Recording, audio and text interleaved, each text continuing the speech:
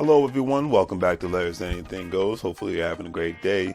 If you've been watching Larry's Anything Goes programming, you know that we are not only providing great financial intelligence content as much as possible by interviewing other financial professionals, professionals in the travel industry, real estate industry, etc. and so forth, but we provide various services when it comes to specific products that we sell, from anything that you would actually find on Amazon or actually at Walmart, etc. and so forth. And we are actually providing specific products due to today's current crisis and whatnot to ensure that we provide the right services and products that you need at a reasonable price when it comes to medical face masks, when it comes to hand sanitizer, and when it comes to latex gloves and things of that nature, and etc. and so forth, toilet paper, paper towels.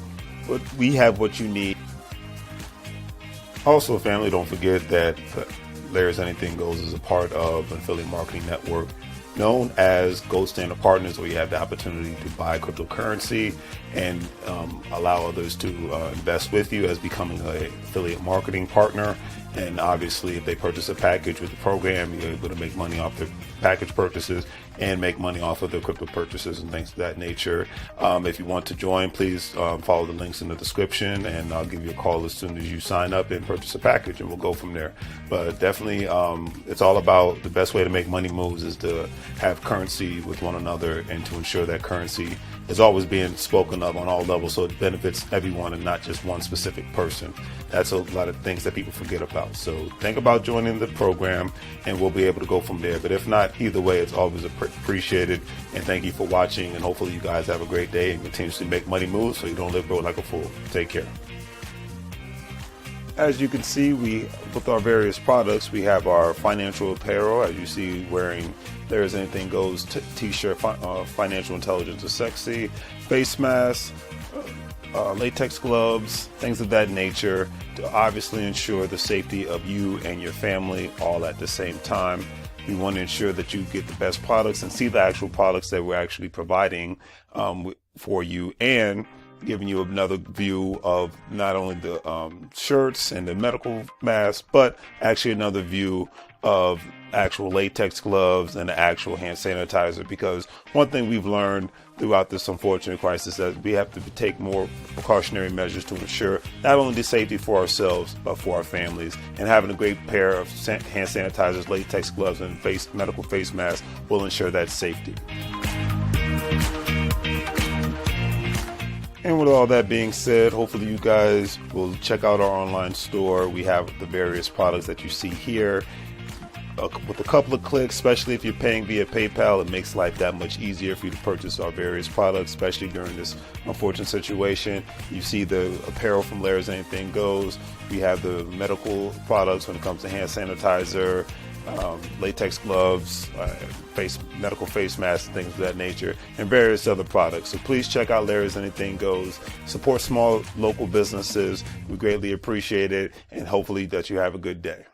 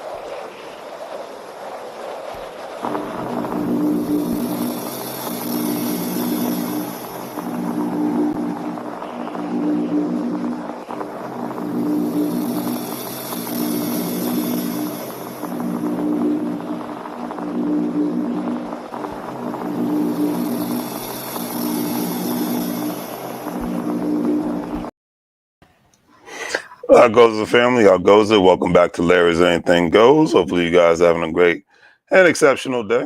You know, it's Monday. Usually don't go live on Mondays, but it's like I said, I'm trying to knock stuff out before I go to Atlanta on Wednesday. So I will not be broadcasting usually like I do on Wednesdays and Thursdays because you know how it is when you're traveling. You're just trying to get things done, get things squared away, and all that good stuff. So, you know, that's life. And it is what it is, but hopefully everybody's doing good this evening.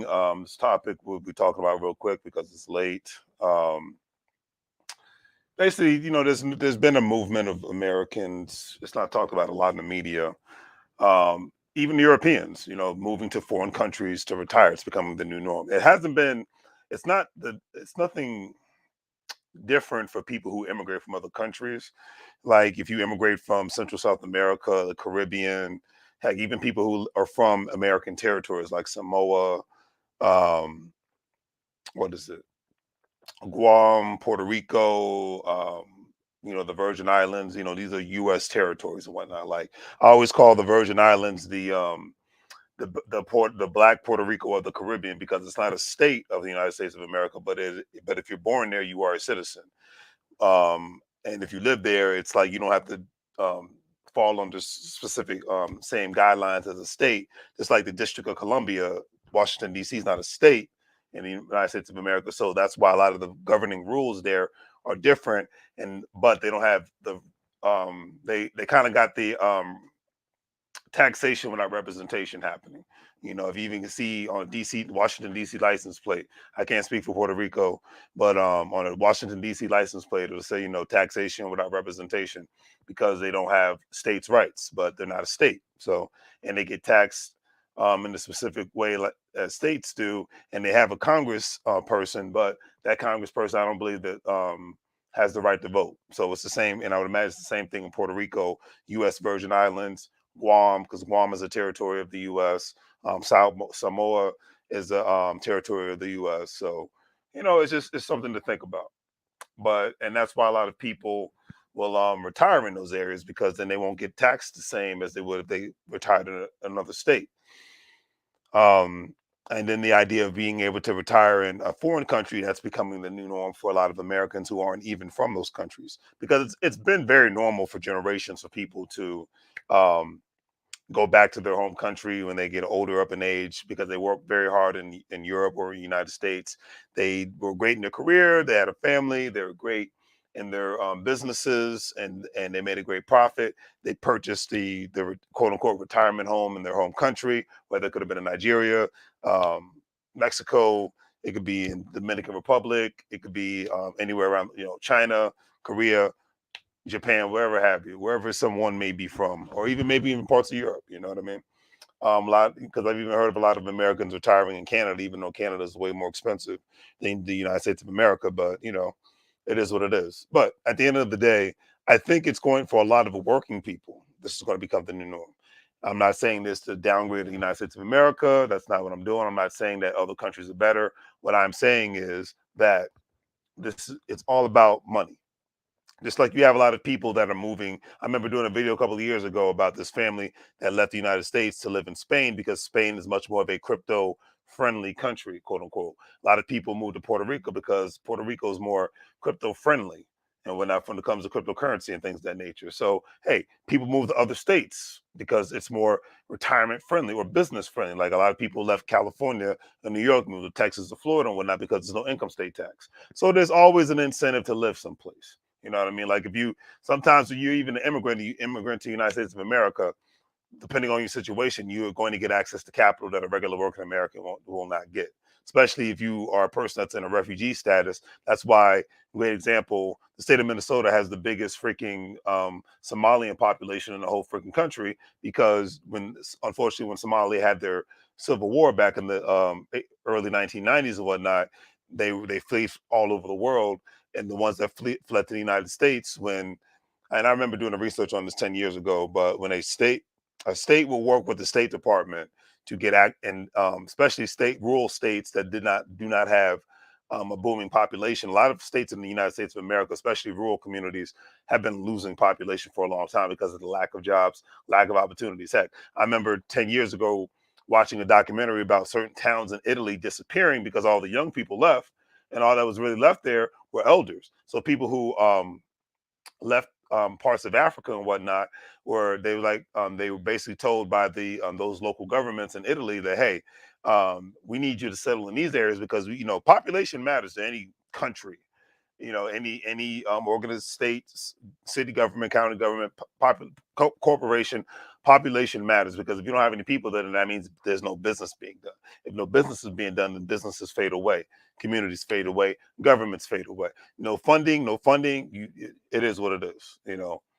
But and it's the same thing in states like Minnesota. Heck, even North and South Dakota have a big influx of refugee immigrants and whatnot. People who have came here legally. I imagine every state has illegal immigrants. So I'm not even going to count that. But a lot of times people get access to capital. There's a lot of money. Depends on the situation. Even certain states will, like New York State, is given a significant amount of money to Asian businesses throughout the pandemic and whatnot, during the whole Stop Asian Hate. So business is always being done on a regular basis, but and it's like I said, there's actually, like, for the most part, every country has their, unless it's just all out civil war, every country has its decent part because they want business to be done. Despite what the media might say about Mexico, Mexico is still one of the biggest tourist spots in the country. I mean, heck, my mom even went to Cabo last year, so Mexico is one of the biggest tourist spots. But there's a big rising population of Americans who live there, and either the young people um, or the people that are in retirement age phase of their life and whatnot, and they save various amounts of money. Um, Even if you lived in Wyoming or you lived in Mississippi, it's still cheaper to live in Mexico than it is to live in Mississippi in Wyoming. It is what it is. That's why having quote unquote having poorer states in the U.S. makes it easier for certain people to retire.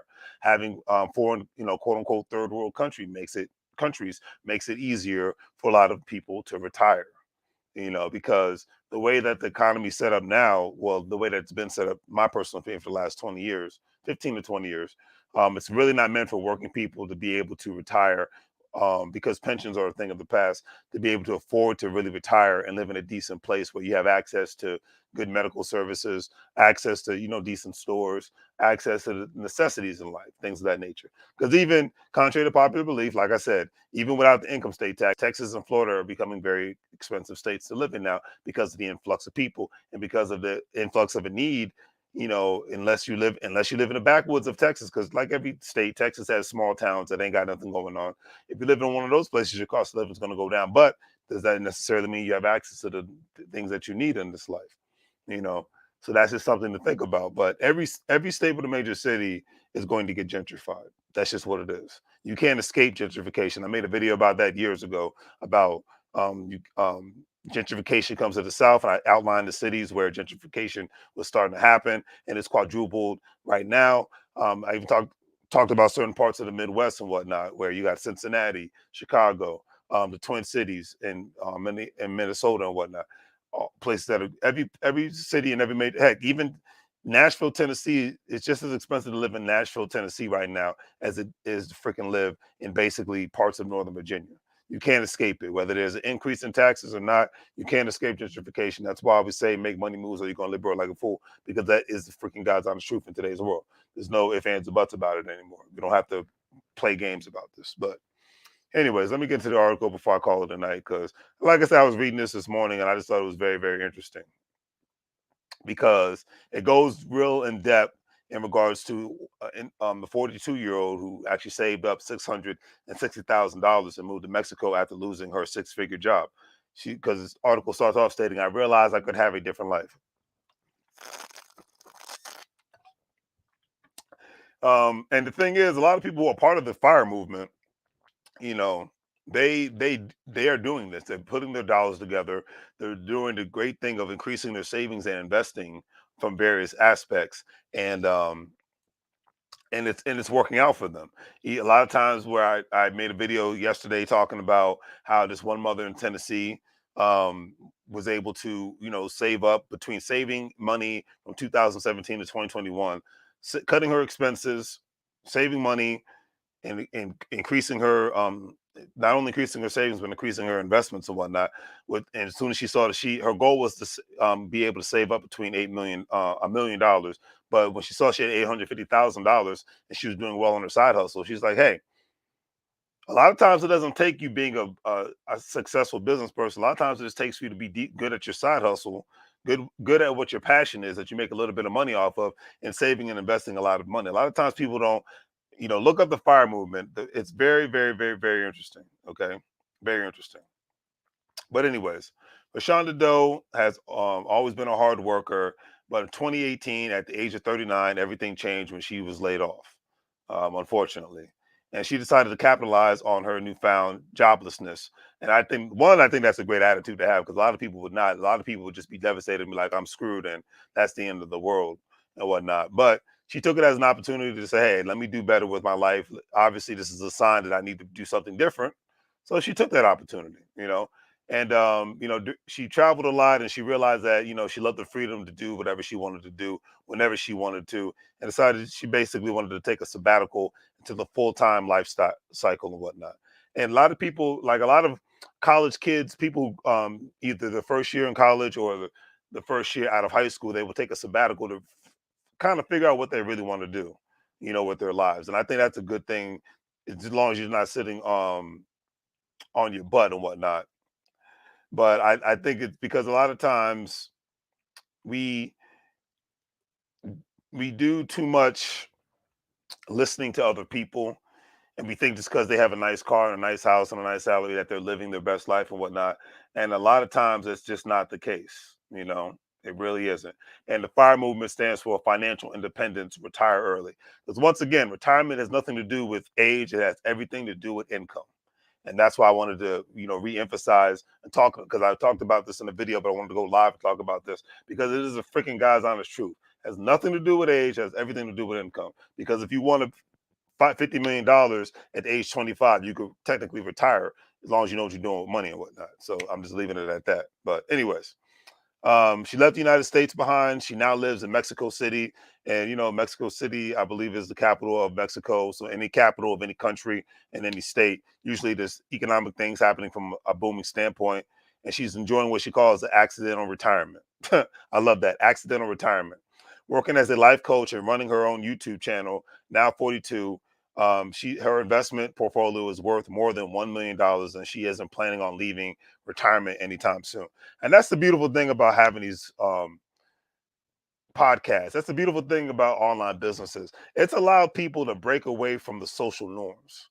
And that's the main reason why I talked about it. It's because the mother, and this was the mother recently divorced that I was talking about yesterday, young lady, Mrs. Simmons. I forgot her first name.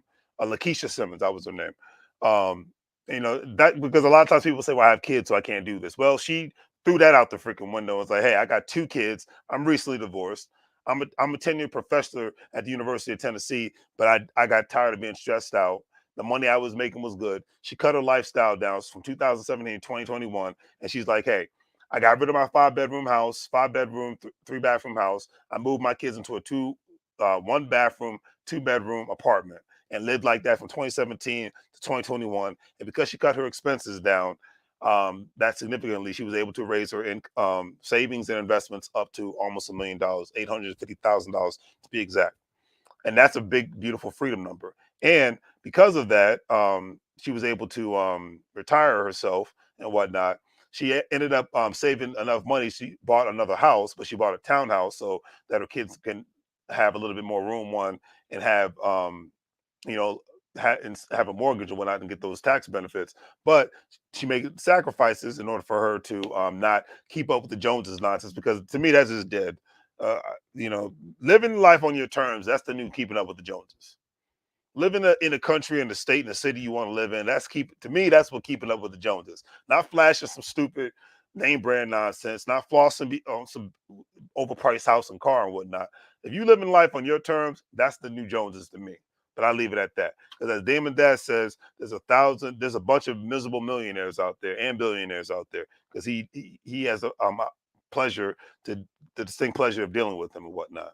But anyways, so she's living her best life, and and her main thing is she had to learn how to build a positive relationship with money. She grew up in, like most people, she grew up in a middle class family. Parents didn't talk to her about their finances very often. Unfortunately, a lot of parents didn't growing up, especially in the African American community, unless it was money problems. But talking about, hey, I'm putting this amount of money in my stock portfolio.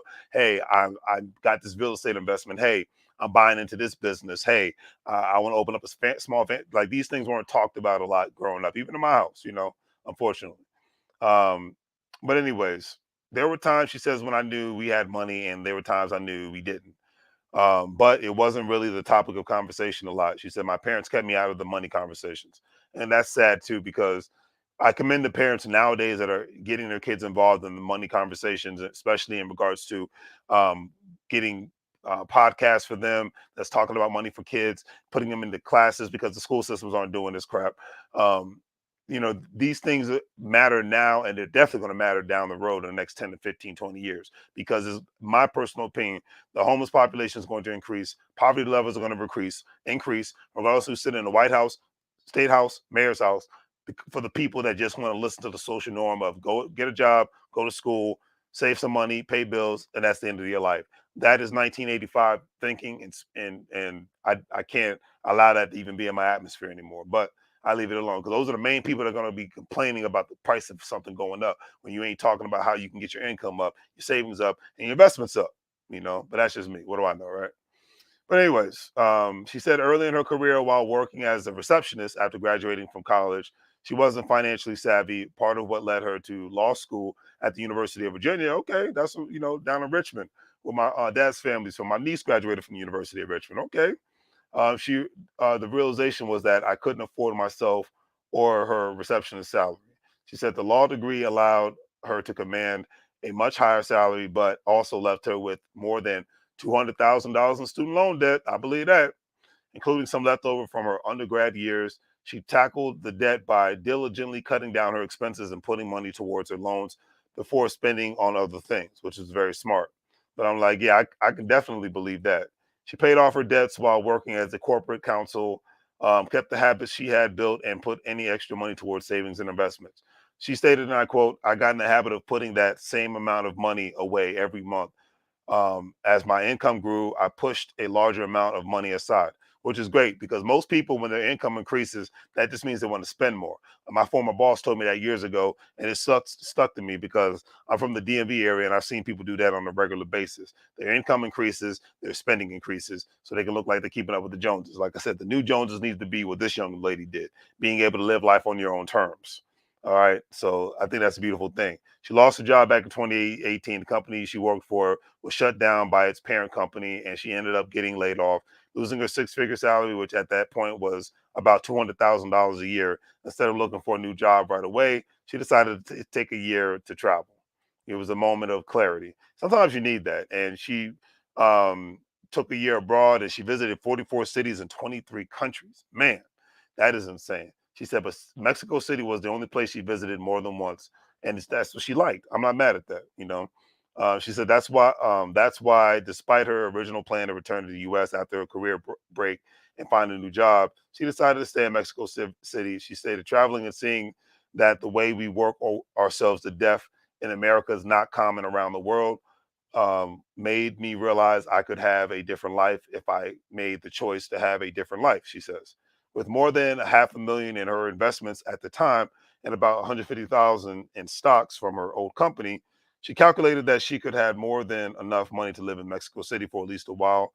She said, I had paid off all my debts. I saved money. And when I realized I didn't want to work again, I did the math. And that's what you got to do. You just got to do the math. Before I go forward and conclude, I was on it listening to um, Jason Black on the business, and there was a young lady on there who was a stewardess. And apparently, I didn't realize there's a lot of stewardess that work at the airlines.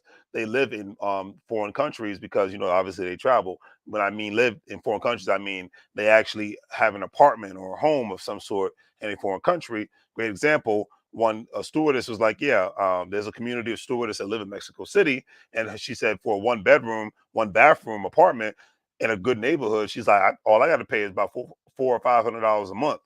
I'm like, it's hard for you to find a room for rent in America for $500 a month in a decent neighborhood in a decent house. So that was a win-win situation. So I'm just like, okay, these things you don't hear about enough because, like I said, the media's job is to keep you in fear of every freaking thing. So I love these people that just take a step on out on faith and just do something different. A lot of people move to Africa, the Caribbean, other parts of Europe, Asia, and just living their best life. And I'm not mad at that.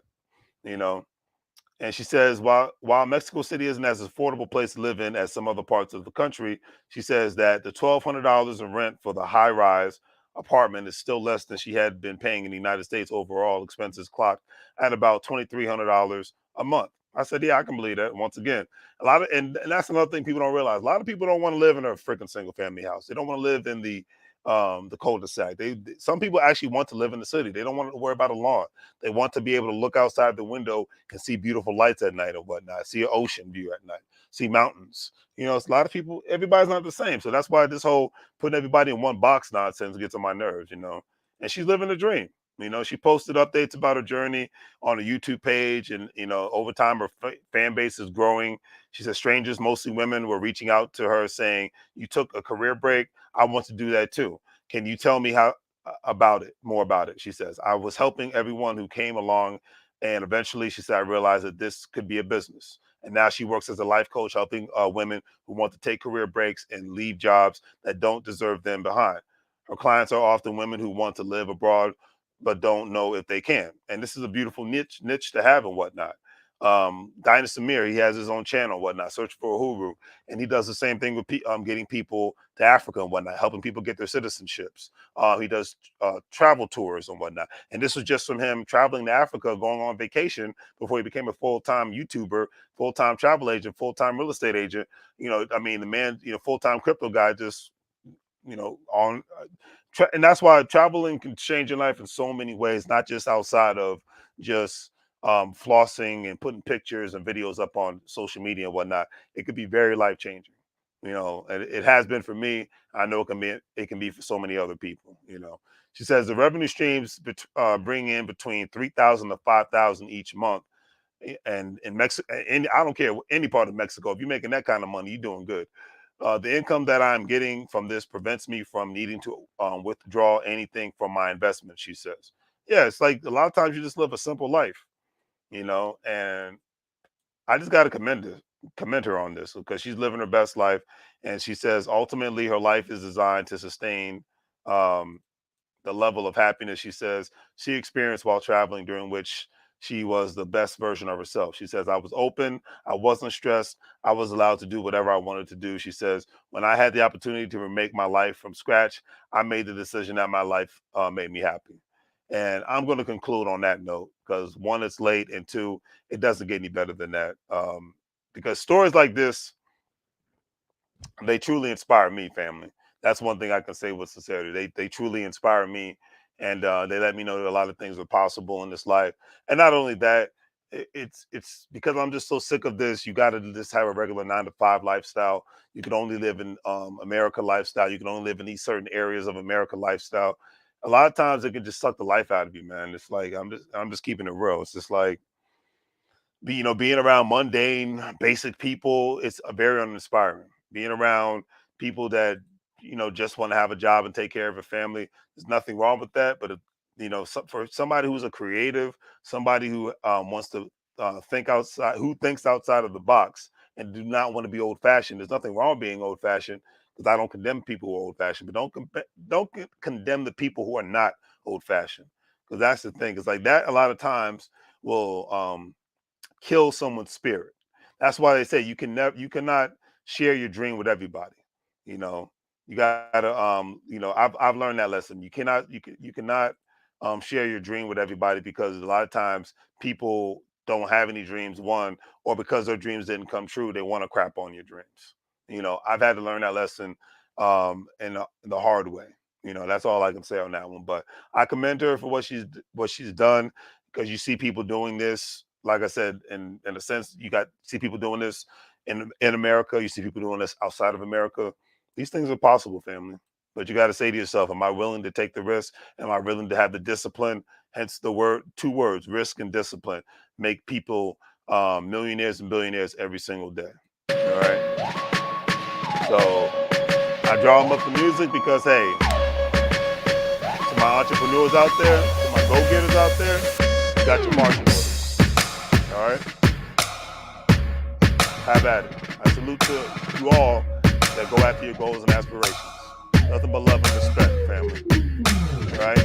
Do the great things, like, share, and subscribe. Have a great evening. If you're a stock market investor, crypto investor, individual retirement account investor, bond investor, check out WEBULL, check out Stash, Acorns, Crypto.com, Coinbase. Sign up, get some money back, especially with WEBULL. Get up to $800, $900 worth of free stock. All the rest you get $5, $10, $20 here. Make money moves, family, or then grow like a fool. You see this young lady, she's doing her thing. This is Val. Much love and respect to you.